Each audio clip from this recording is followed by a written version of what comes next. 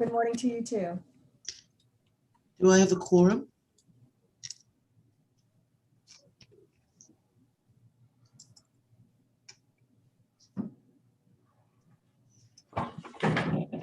Ashley, do I have a quorum?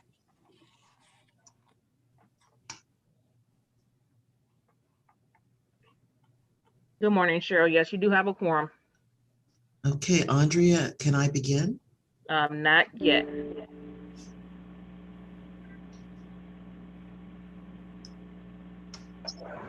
Okay, good morning, Cheryl. I believe that once we hit 10 o'clock, you should be able to begin. It's 9:59, so. My clock in my office is a little fast. Okay. It helps me get places on time. But none of you have experienced a full agenda ever, right? Let me know because he might be leaving like around. Okay, so we are live now on Good YouTube, morning. and it is 10 a.m., Cheryl. Thank you. Good morning. I'm Cheryl Stevens, Chair of the Community Development Committee of Cuyahoga County Council's organization. Today is Monday, March 15th, 2021, and this is the Community Development Committee. Andrea, would you call the roll, please? Hey, Cheryl, it's going to be me. Oh, I'm sorry. Ashley, would the clerk's office please call the roll? Okay, calling the roll. Ms. Stevens? Present. Mr. Jones? Mr. Jones is absent at the moment. Ms. Simon? Ms. Simon is absent at the moment. Mr. Gallagher? Here. Ms. Baker? Here. There's a quorum. Also like the record to reflect that Councilmember Miller is also in attendance. Good morning, Dale, and thank you for your attendance. Good morning to my colleagues and to the staff representing the different agencies and nonprofits who are also on the call with us. I'd like to ask the clerk's representative if there is any public comment. No, Madam Chair, no one submitted any public comment. Thank you. We have minutes from our last meeting. Have my colleagues had a chance to review those minutes? Mr. Gallagher, Ms. Baker? Yes, ma'am. Yes, I'll make a motion to accept the minutes. Thank you, ma'am. Thank you, sir. Second. All in favor? Aye. Aye. Aye. Any opposed? Hearing none, the minutes, approval of the minutes has passed. Now we move on to the matters referred to committee today. Would the clerk's representative enter these into the record, please? Yes, and I also like the record to reflect that Councilwoman Simon is now in attendance. Good morning, Councilwoman Simon. Resolution number 2021-0075, authorizing awards totaling $11 million of U.S. Treasury emergency rental assistance funds to various nonprofit organizations to provide emergency rental assistance to income eligible tenants unable to pay their full monthly rent due to the pandemic impact from COVID-19 for the period April 1st, 2021 to December 31st, 2021. Thank you, Bill. Thank you. I'd like to remind everyone who is not speaking right now to mute their voice or microphones so that we can have as clear a presentation as possible. First, who from County Council staff is doing a summary of their analysis for this? I can provide just a brief introduction to the legislation. Thank you. So as a result of the COVID-19 pandemic, we've experienced in the county a great deal of unemployment and underemployment that has resulted in significant loss of income for many residents in the county. One of the responses from the federal government to this is the provision of emergency rental assistance in order to prevent evictions and allow people who might otherwise be forced into housing instability or homelessness to be able to pay their rent. These funds have come from the U.S. Treasury through the county to provide them to people who have some income instability so that they can pay their rent. The county has put out some requests for proposals to provide these services, and of the responses we've gotten, the Department of Development is offering this agreement from April through the rest of the year to provide monthly rent support for income eligible individuals. The Department of Development is on hand to explain their process. We've got Paul Herdig and Sarah Parks Jackson on the line to explain their specific process. And right now, for the actual provision of the services to pay the rent specifically, CHN Housing Partners has offered their services, and for legal representation for eligible income eligible individuals, the Legal Aid Society of Cleveland is also one of the respondents, one of the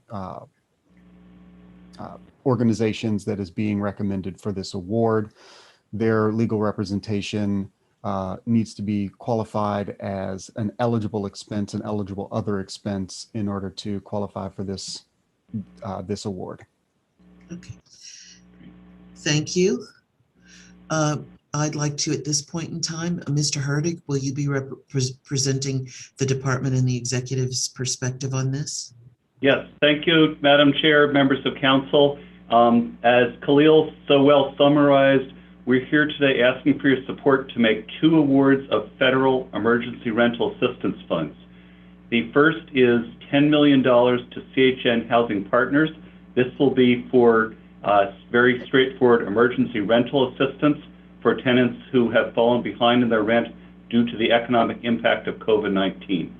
The second is to the Legal Aid Society of Cleveland. This will be for representing in eviction court eligible low-income tenants. There's a little complication with the funding, which I'll get to when we discuss that, but essentially this is meant to expand the very good work that's being done in the city of Cleveland already, representing tenants in eviction courts, which has been shown to help prevent homelessness and keep them housed. As Khalil noted, we did do an open competitive process here. We sent out over 100 emails to nonprofit agencies we thought might be interested. We did receive 11 formal responses. Of these 11, 1 was for legal services from Legal Aid. 2 we put to the side for further discussion because they dealt with broadband, which is kind of an evolving area of the federal assistance. And the bulk of them were for rental assistance. We scored them all on a 100-point scale. We had representation from the Office of Homeless Services in the scoring, as well as a colleague from the City of Cleveland. And I can report that CHN Housing Partners was considerably higher in its scoring than any of the other applicants. And for that reason, we are recommending the award to CHN Housing Partners. I would also note the award we're recommending is going to be to assist tenants in the suburbs, 58 communities outside the City of Cleveland. There's a reason for that. In our discussions with our colleagues at the City of Cleveland, we learned that the city is going to be putting up about $11 million from the same source, the federal source, also with CHN Housing Partners for Cleveland residents. So we're by no means leaving the Cleveland residents out. This is just an appropriate way to continue the county-wide program we started last year. What I would like to do, members of council, is be available either now or after Kevin Novak makes his presentation, because Kevin, the executive director of CHN Housing Partners, is going to go into more detail about the extent of the need and how this ongoing work will be administered between us and CHN Housing Partners. Just a minute before Kevin starts, are there any questions that any of my colleagues would like to address to Mr. Herdig or to Mr. Sarin related to the basics of the program? Yes, I have one, if I may. Councilman Miller and then Councilwoman Baker. So am I correct that the part about that we're serving the residents outside the city of Cleveland, does that apply both to the rental assistance and to the legal services? Yes, Councilman. The legislation for both is for assistance outside the city of Cleveland. And in addition to what I discussed a minute ago about the city's support for rent inside the city of Cleveland also is already providing financial support to Legal Aid to represent renters inside the city of Cleveland. Councilwoman Okay, Baker? Yes, I'm aware of their legal assistance program. Thank you. Yes, thank you, Chair. Just to make sure I understand the funding, the U.S. Treasury Emergency Rental Assistance Funds, is that considered a grant then? This is not a loan or coming out of our funds in any way? Yes, thank you, Councilwoman. That's correct. This money actually is already here. After Congress passed the stimulus bill in late 2020, it was signed by the President right after Christmas. And then very quickly after that, we were notified what the county executive needed to do to draw down the money. The county executive did that, and we actually received over $25 million from the U.S. Treasury. It's here. If I may continue, so Yes. if the 25 million is what we were allowed at the end of 2020, is there anything left from that 25 million, or does this 11 million cover it? Yes, Councilwoman, there is a significant amount of money left. To date, we have done the following. We gave an interim award, an emergency award, with the Council President's approval of $2 million to CHN Housing Partners. We're now proposing awards totaling 11 million, so that'll make 13. So that will leave almost half the money yet to be allocated. What we're trying to do is use this money strategically, and taking into account that Congress has just passed yet another stimulus bill, which also includes money for rental assistance. And we're looking at the exact terms and conditions of both pots of money and trying to make sure we use them strategically for the maximum impact. Thank you, and that's where, if I may, Chair? Yes, continue. That's where I was going. So we have 12 million left in emergency funding. And I believe the number we just heard is a 284 million that is coming to Cuyahoga County. Councilwoman, there are actually two different pots of money involved here, actually probably more than two. There is, as you noted, a large amount that is, for more general purposes, but there's also an additional allocation just for rental assistance in this third stimulus bill. So we anticipate that there will be, just as there was in January, some communication from the U.S. Treasury saying, does Cuyahoga County wish to claim its guaranteed share of the third round of rental assistance? And that will be above and beyond the larger amount. And if I may then, is there a deadline to this funding? So, Councilwoman, we're just reading the legislation. We've had some help from our National Association of Counties. The answer is yes, but the deadline is longer than it was for the second round.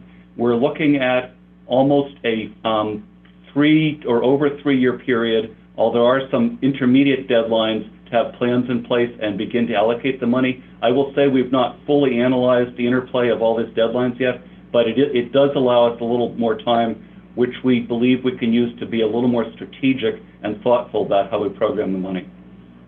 And one last question, Chair, if I may. Certainly. The 12 million that's left from 2020, does that have a deadline, given that we've had a chance to review the facts of those funds? Yes.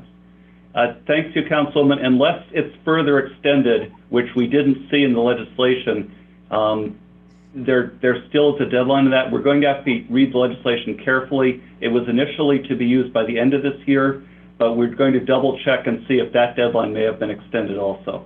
But there is more urgency with the first pot of money, the 12 million, than with the new pot that was just approved.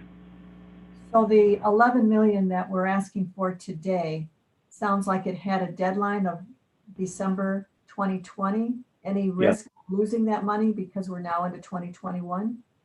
Thank you, Councilwoman. The money we're talking about right now was the end of 2021. So when Congress passed the law late last year, it was passed to be used this year, 2021, and that's the timeline we're working on now for this 11 million we have today. All right. Thank you for the series of answers. I appreciate it. Thank you, Chair.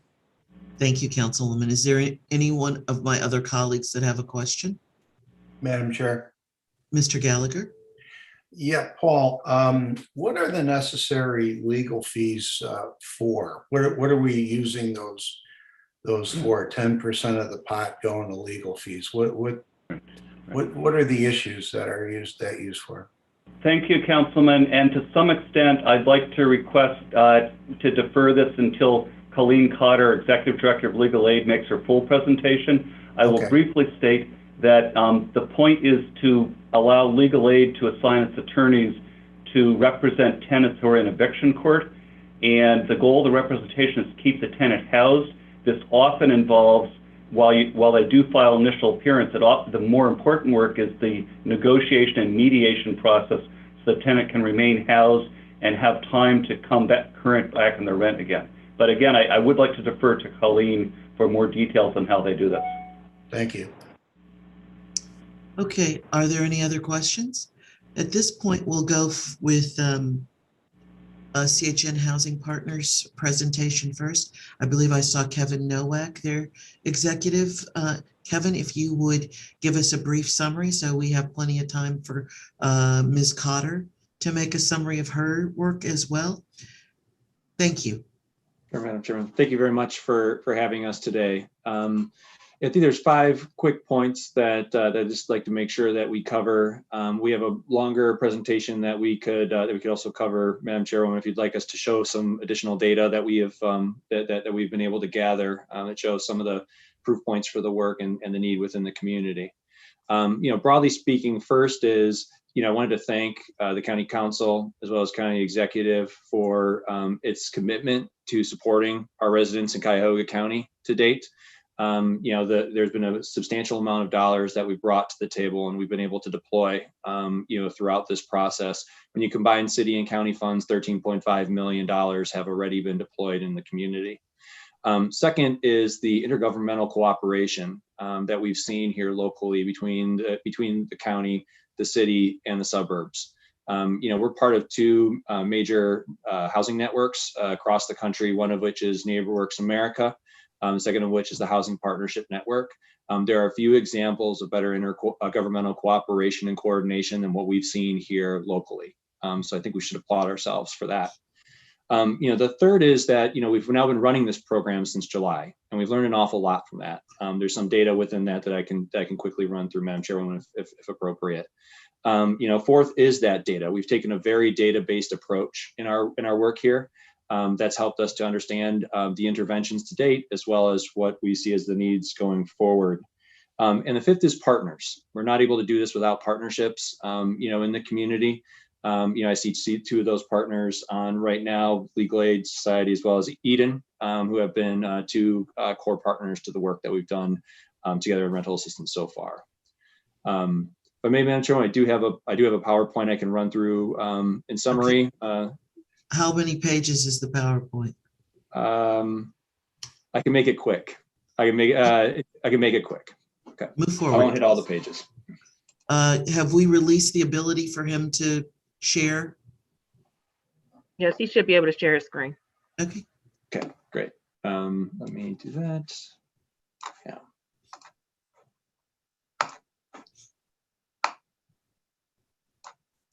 All right, are you seeing my PowerPoint? Yes. Okay, great. So I'll start with what we've learned so far. As we have gone throughout this pandemic, we have seen that the need continues to increase.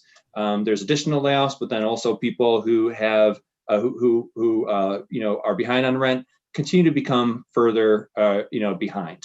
One thing that we found with having one front door, as we have through NEO Rent Help, it helps to avoid confusion and also the duplication of benefits that otherwise can occur and become an issue for all of us, both the county and for the people who are running the programs.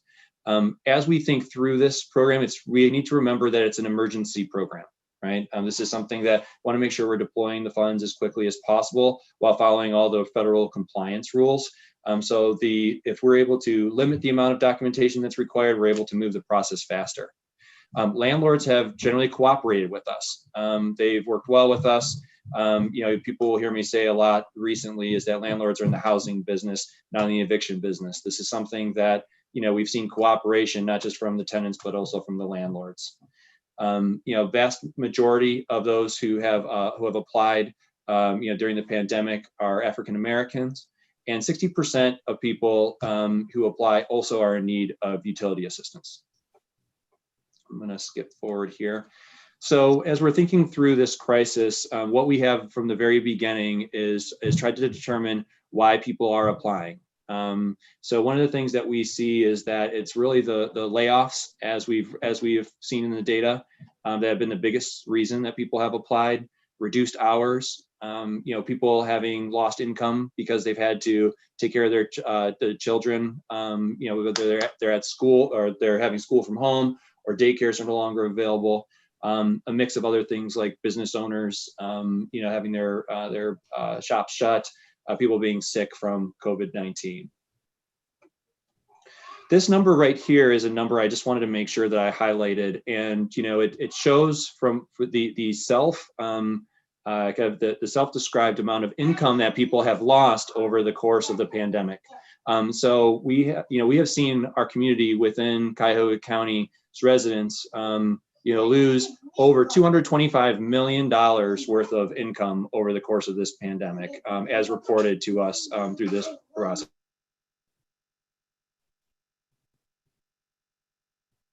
Sorry, Madam Chairman, my children decided they were going to come visit the council hearing.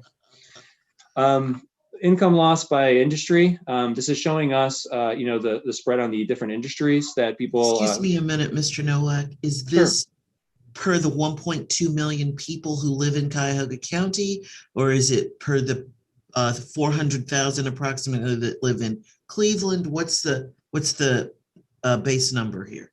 Sure. This is all applicants. So this would be across Cuyahoga County. So, and how many applicants have been through this program? Approximately 15,000.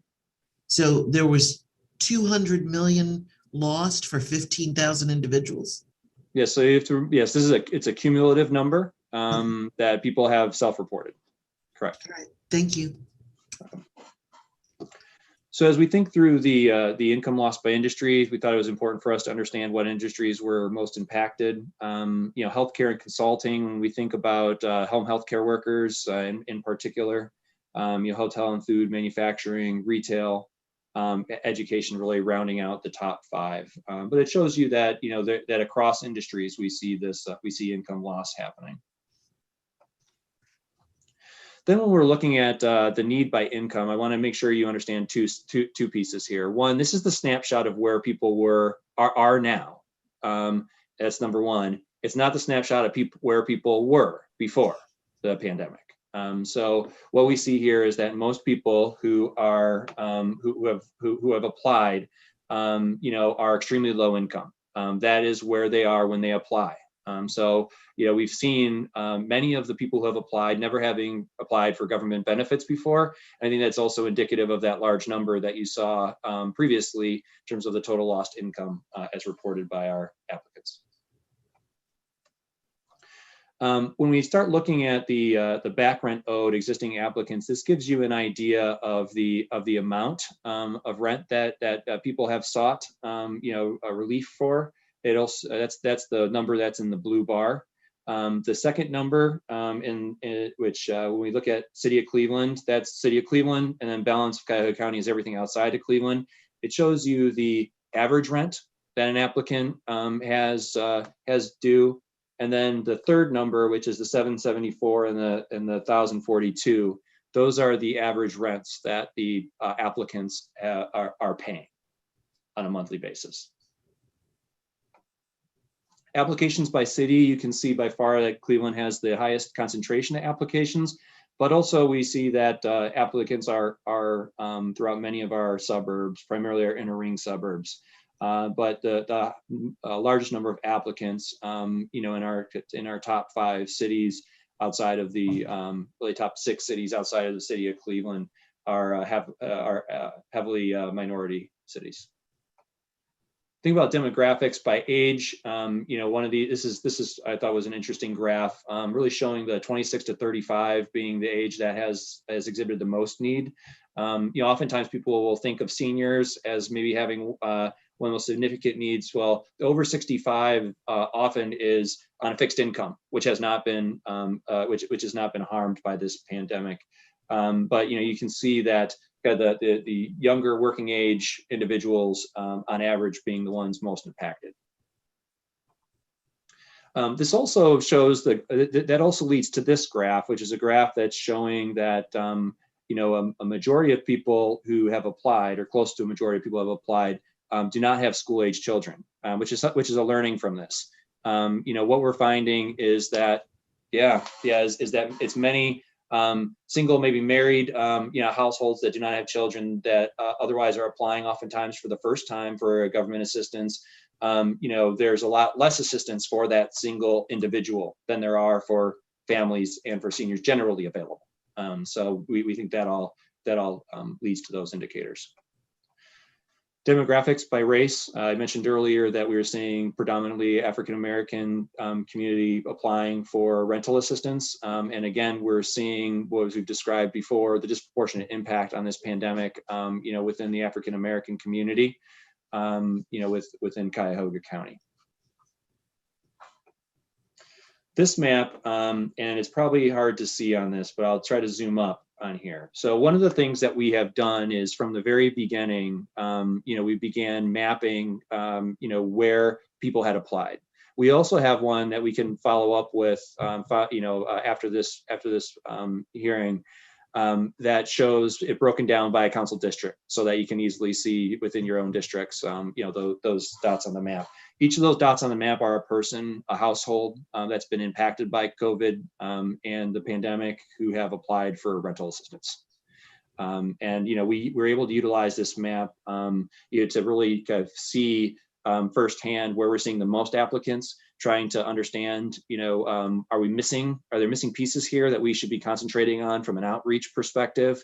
You know, within our own Salesforce data management system, we're able to go in and click on each of those individual addresses and be able to understand more about the applicant.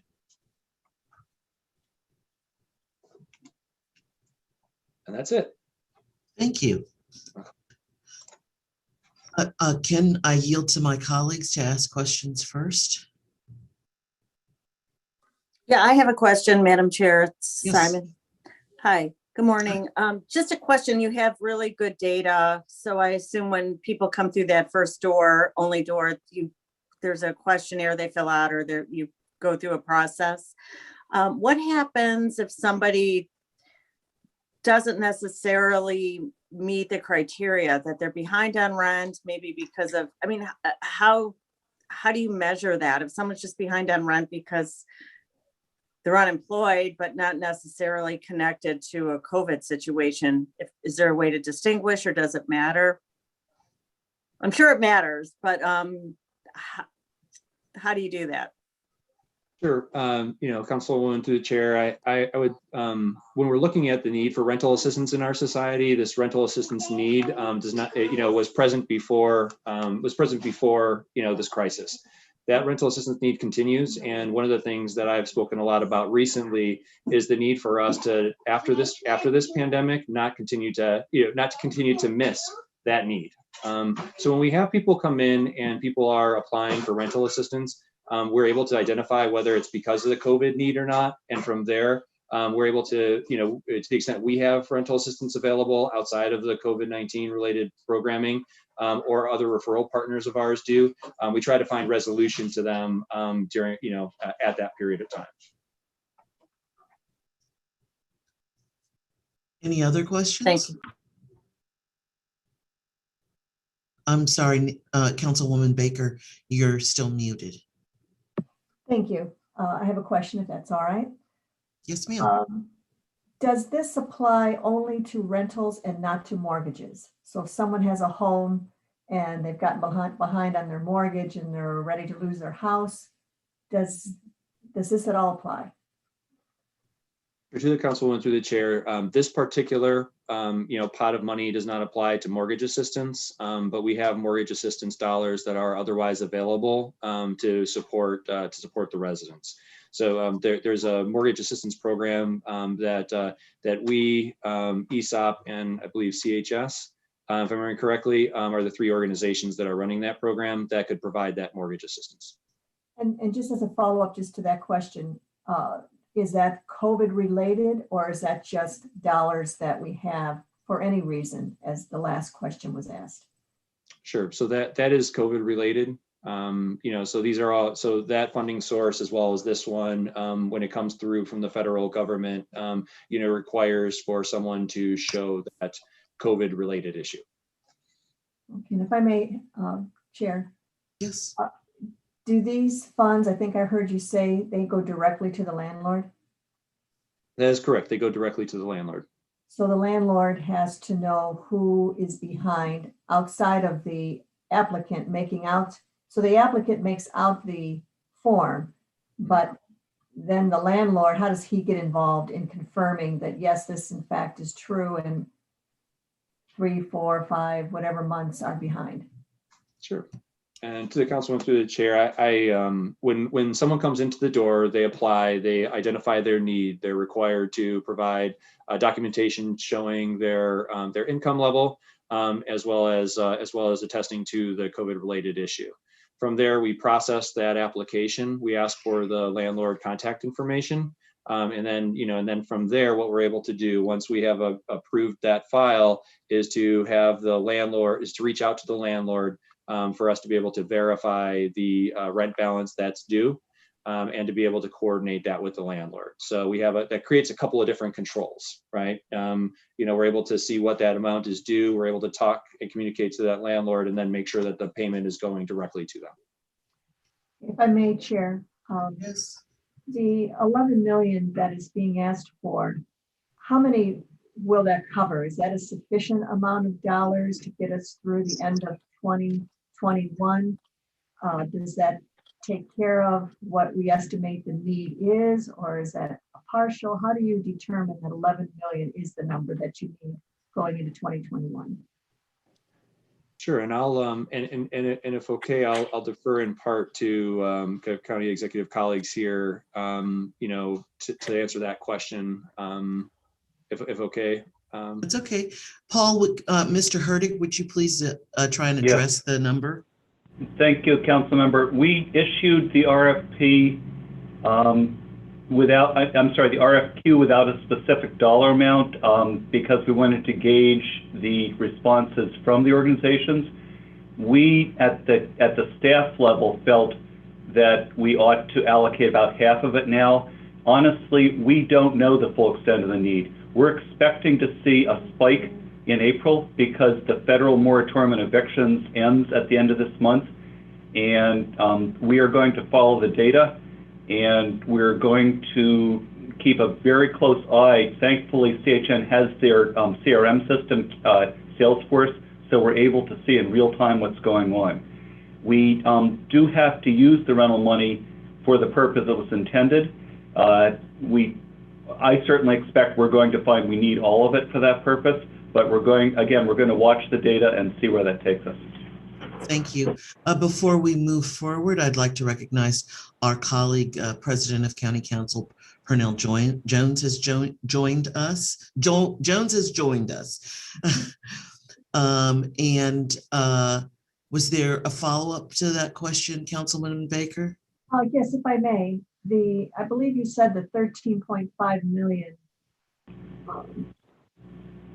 That's for my notes here. I guess I'll just ask the question. The dollars that are still left from 2020. 12 million.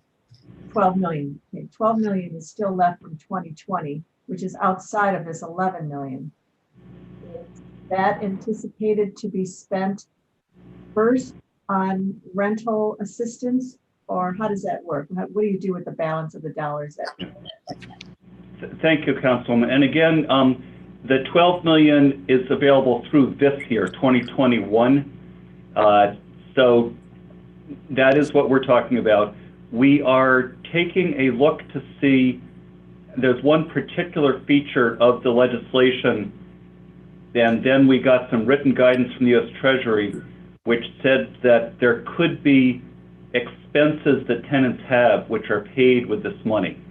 And as we'll talk about in a few minutes, we're hoping those expenses will include legal services, because that's how we'd like to classify the $1 million we're proposing to give to legal aid.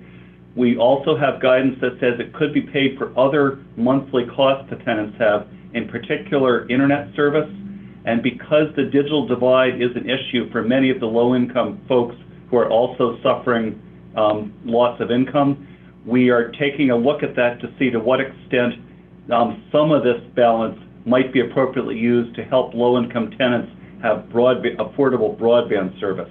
This will actually help them in their job search to recover from the loss of income, as well as education opportunities. So those are really the only things we're looking at in addition to rental itself.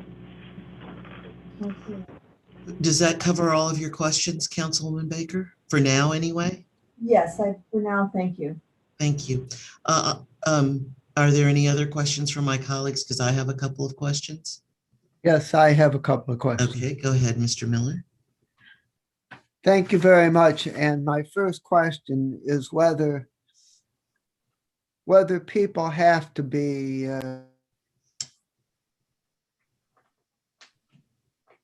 Mr. Miller, we lost you. Can you hear me now? Yes. Okay, thank you. So do people have to be actually behind on their rent in order to receive assistance, or can it be a situation where they've managed to stay on target but anticipate having difficulty going forward?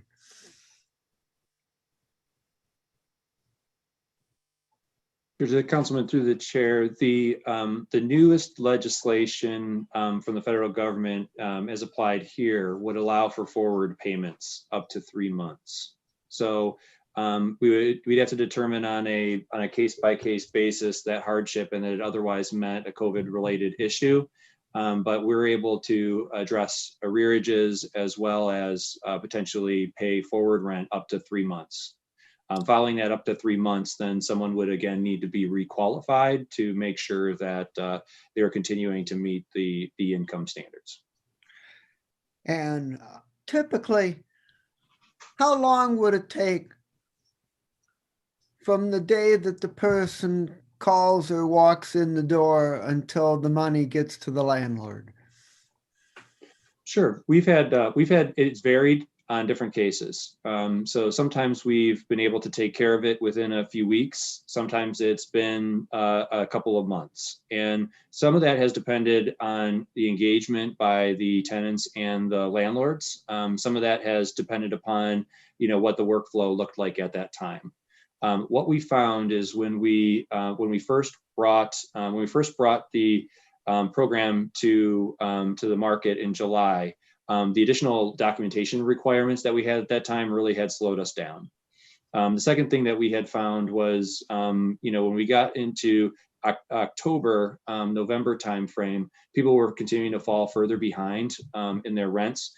So when we were able to combine the prior resources we had from the county, as well as some of the money from the state that was being run by Step Forward, formerly known as COGC, we were able to fully resolve files. We were able to resolve them more quickly. What we're doing today is we've been fully reviewing our workflows, within our organization, and our target is to, by the end of April, have no more than a 30-day turn time from the time that someone applies to the time that someone would a landlord would get a rent payment.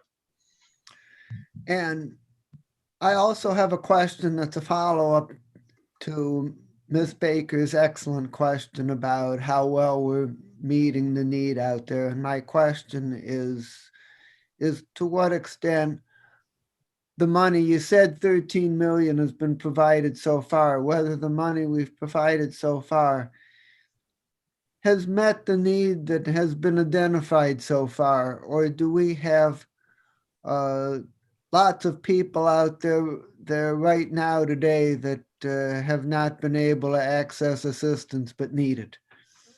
Yes, that's a good question. So we do. I think that we have a pipeline that's a strong pipeline of people that have identified a need.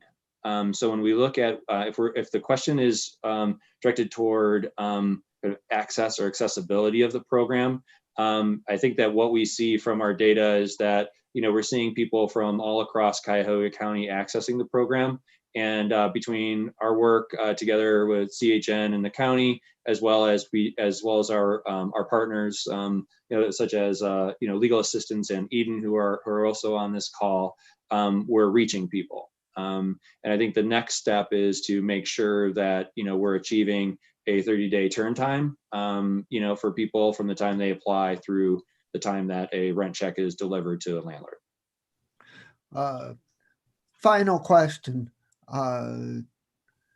Have we made enough progress on COVID-19 that the job market is now improving, and the number of people whose income is drastically affected is going down, or are we not yet at that point?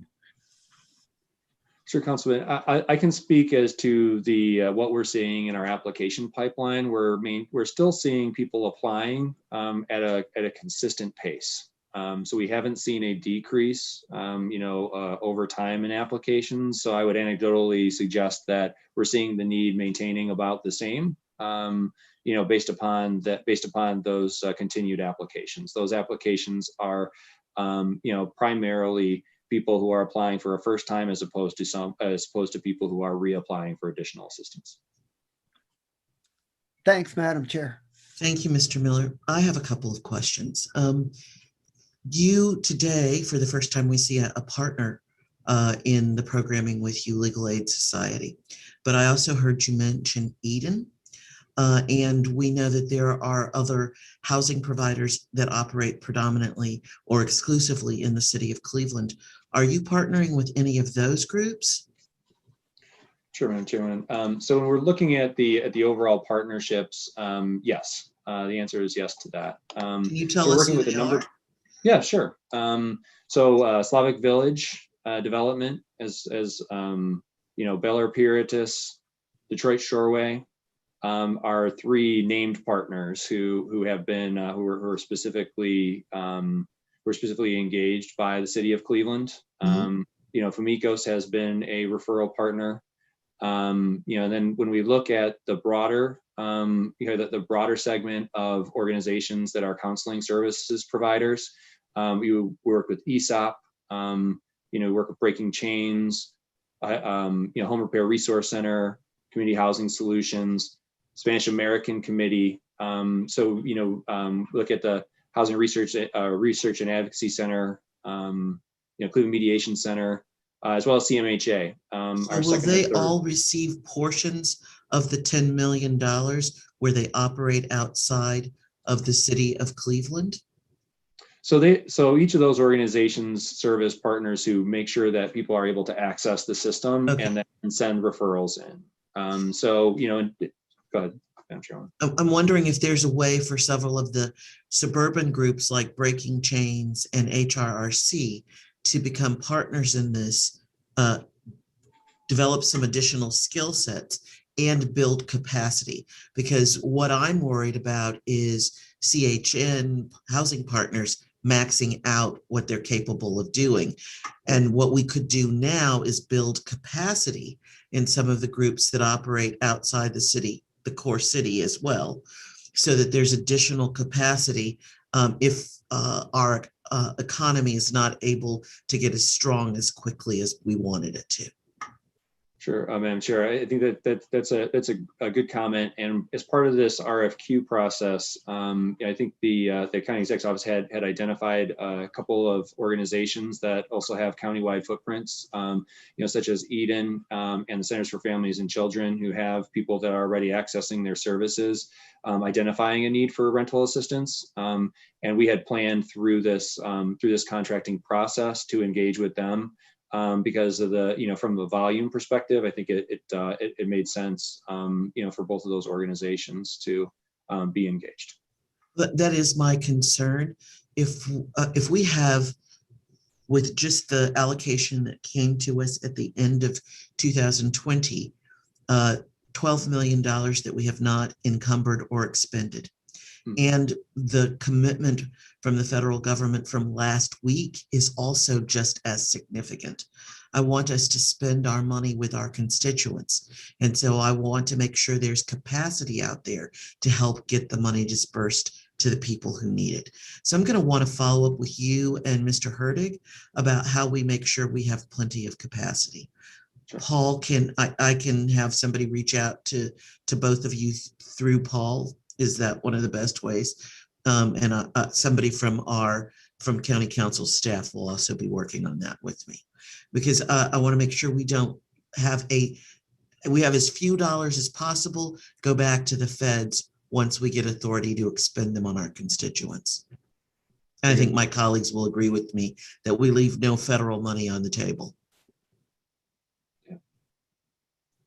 Okay, any other questions for folks? I'm sorry, Ms. Baker, I can't hear you. Trying to be respectful and keeping a mute, but yes, just one quick question for clarification. The 3 months that we can forward payments now that we weren't able to do that before, is that on a month-to-month request? If someone is anticipating that they're going to lose their job this month and they're anticipating that they're not going to be able to make their rent, and then perhaps a month later they got a job and no longer need that assistance, was that landlord prepaid 3 months in advance, or is that something that you go back to each month to see if the need is still there? Sure, Councilwoman, I'll have to follow up with you on that particular point. I think the goal of the concept of being able to forward pay is that someone has identified that they are COVID impacted, and that they are not going to be able to pay their rent going forward for that up to 3 months. But in terms of the mechanics of how that would work, be happy to follow up with specifics on that. Given that it's a somewhat new program and procedure, it would be good to know because that money, if that person was able to work and then be able to afford it, that money could go to someone else who was not able to get a job because of the pandemic and could help that other person. We just want to make sure that we're accountable for the dollars that we're forwarding, that is in fact needed as it's anticipated to be needed. So I would appreciate an answer to that. Thank you.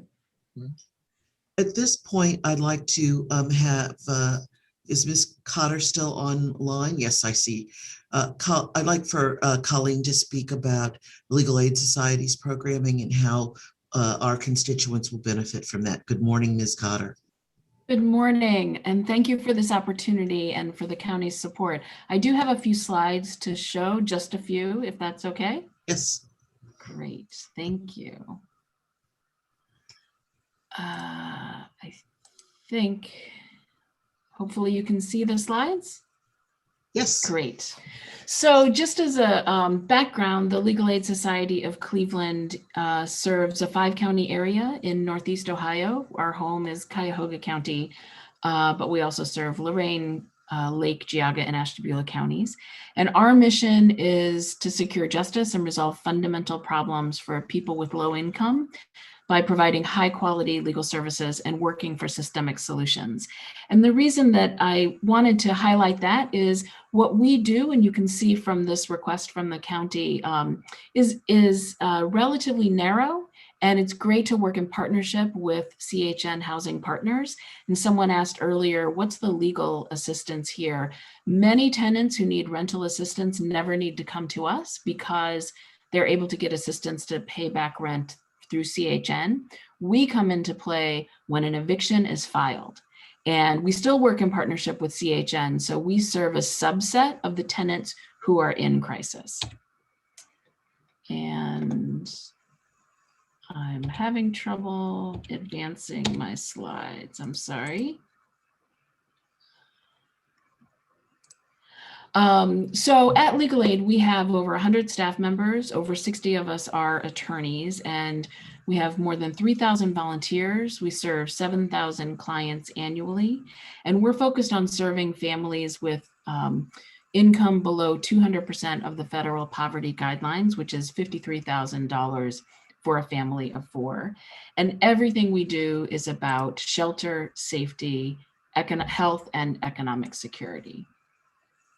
So Kevin, Mr. Nowak covered a lot of this in his presentation, but just some context. Before COVID, we experienced in Cuyahoga County 20,000 evictions a year.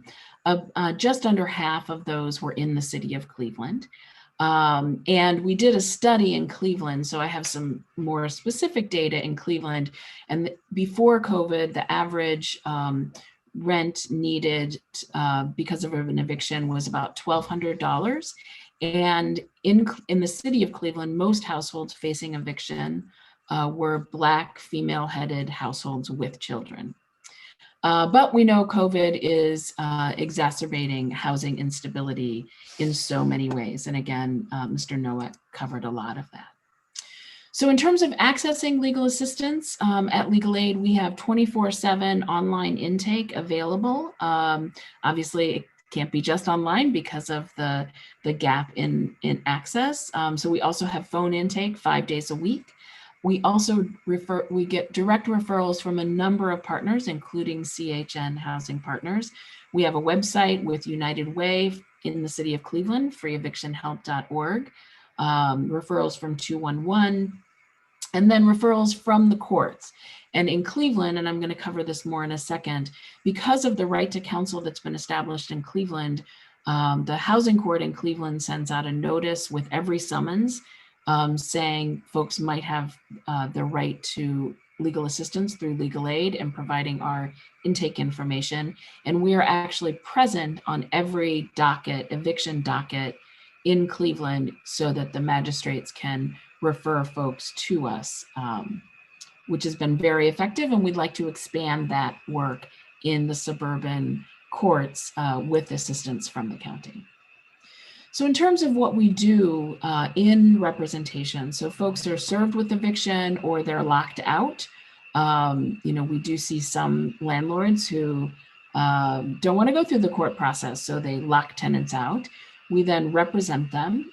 We help our clients access courts. Many of the courts are operating only via Zoom, and that can be very challenging, both because of lack of internet access, but also lack of understanding of how to access such things. We're all used to Zoom, and we continue to mute ourselves when we want to speak. We file counterclaims. We seek repair of poor housing conditions. We facilitate the rental assistance application, so working with CHN and others to get rental assistance. And we also represent tenants in other matters. So if there's an expungement that's needed or a domestic violence situation, we're also providing that representation in other types of cases. So quickly, Mr. Hertig referenced our work in Cleveland. The city of Cleveland last year passed, or in 2019 passed, a right to counsel in evictions. Cleveland is the 4th city in the country to establish a right to counsel in evictions, but it is part of a national movement. So if you are a tenant in the city of Cleveland, you have children in your household, and your rent is below 100% of the federal poverty guidelines, you have a right to a lawyer through Legal Aid. This program is funded in part through the city of Cleveland and in part through philanthropy, and it's a partnership between United Way and Legal Aid to provide that assistance. That became effective July 1st, 2020. So I do have some data to share with you about what we've been able to achieve in the first 6 months. Now, in the last half of 2020, there were fewer evictions filed in Cleveland than pre-COVID because of the moratorium and because of the rental assistance available. But in the first 6 months, we handled 323 eviction cases. A lot more folks sought our assistance, and we did represent tenants who were not eligible for right to counsel beyond this. But I just want to highlight, because I know I'm short on time, that of those cases that concluded in 2020, 93% of those cases resulted in no eviction. And where folks, sometimes tenants in this situations aren't seeking to avoid the eviction, but instead need more time to move because their circumstances have changed. They don't want to stay there. And for those folks, we were able to secure more time to move in 83% of the cases. So the impact has been considerable already in the first 6 months of that program. And so those were my quick slides. So I have a question to ask you, as most of the committee and most of the providers know, I've been involved in affordable housing for quite a while. And last week, one of the two federal cases unraveled themselves. One of them was in Akron, Cedarwood. And in the judge's opinion, an eviction was going to be upheld because they were saying, and I think it was related to a CDC moratorium on evictions, and that judge said only the feds had the ability to do that. Can you clarify what was going on there for us?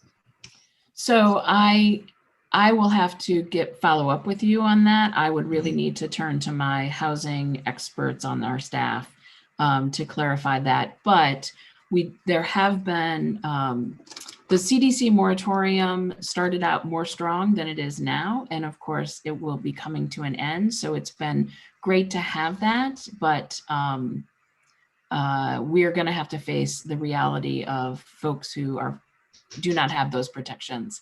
And so we anticipate many, many more eviction filings that don't have the protection of any moratorium. And so one of the things is your advocacy is incredibly important. And I have been working with your colleagues at Community Legal Aid to make sure in some other counties that we continue to inform people about their rights and how to protect themselves and their families. So that leads me to ask, how important do you think the use of the money we're providing to CHN Housing Partners and their colleagues is to your work? Oh, I cannot stress enough the value of the funding for CHN Housing Partners and the work that they have been doing. And I want to applaud them for getting this up and running and expanding so quickly. I have no doubt that our success would be much lower in terms of preventing evictions if not for CHN's work and the rental assistance, because when it comes down to it, often the issue is simply non-payment, and having those funds available makes all the difference. And as I said, what we do is for a subset of tenants, but for those tenants, the rental assistance on itself won't prevent the eviction. It takes the representation also. And if you were to do projections on the number of our constituents you might see in the next 120 days to 6 months, what do you think that number is going to look like because of the changes in the eviction law? Because the protections are about to evaporate. Right. So, well, there's two different ways to predict. One is how many folks could we serve with this $1 million that the executive's office is proposing, and we're anticipating that would cover just under 1,000 tenants for us to represent in the last 8 months of this year.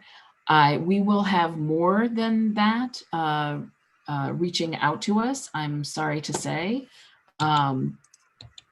And, we had 1,600 tenants in the 6 months in 2020 inquire about the right to counsel just in Cleveland. And we know half of the evictions happen in the county. So, and in pre-COVID, there were 20,000 evictions in Cuyahoga County. I would anticipate that later this year, that will start to increase even more, and that in 2022, we could see twice that number. The volume is going to be very overwhelming. This $1 million will help considerably to make sure that we have resources to represent a lot of tenants. It will not cover every tenant. Do any of my colleagues have questions? Did I see a question float across your face, Ms. Simon? Okay. Chair, if I may, Nan Baker. Yes. I have a Board of Control meeting that begins. Okay, we're about to wrap up. Okay, thank you. Thank you. So if there are no other questions from my colleagues, I need to see if there is a majority of, Paul, is there another question? Madam Chair, we respectfully request the committee consideration recommendation for second reading passage on suspension so this assistance can begin as soon as possible. So you'd like to move this forward to the full body as quickly as possible? Yes, ma'am. Okay. Can I have a motion to that effect from one of my colleagues? So moved, Simon. Is there a second? Second, Jones. Thank you, Mr. Jones. I think I'll do this via voice vote based on what I've heard from my colleagues. All in favor? Aye. Aye. Any Aye. opposed? Without any opposition, this will move to County Council's next meeting and be expedited. Is there anything else on our agenda today, Madam Clerk's office? You just have miscellaneous business.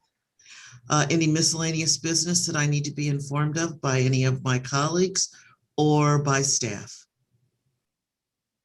Without any additional information, I'm going to move for adjournment of this meeting and congratulate the Development Department staff on bringing a good piece of legislation for us to protect our constituents who faced the worst part of COVID-19 health-wise as well as economically. Thank you for attending today's meeting, and this meeting is adjourned without opposition. Bye, everyone. Bye. Thank you.